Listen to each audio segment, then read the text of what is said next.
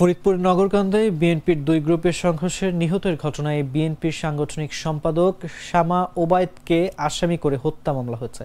কৃষক দলের কেন্দ্রীয় কমিটির সাধারণ সম্পাদক শহীদুল ইসলাম বাবুলের সমর্থক কবির ভূঁইয়াকে কুপিয়ে হত্যার ঘটনায় মামলাটি করা হয়েছে।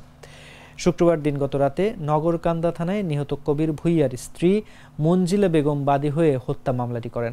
মামলায় শামা ওবায়দকে ১ নম্বর আসামি করা হয়েছে, তাকে হুকুমের আসামি করা হয়েছে।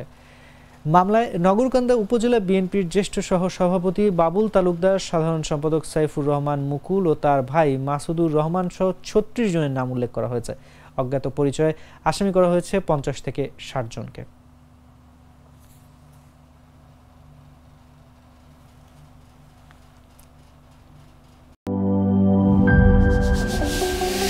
ভালো লাগা ভালোবাসায় মিষ্টি মিষ্টি চারিদিক, প্রিয়জন প্রিয় মুখ, যখন তখন হবে treat moment, sweet moment. Treat chocolate, treat moment, sweet moment.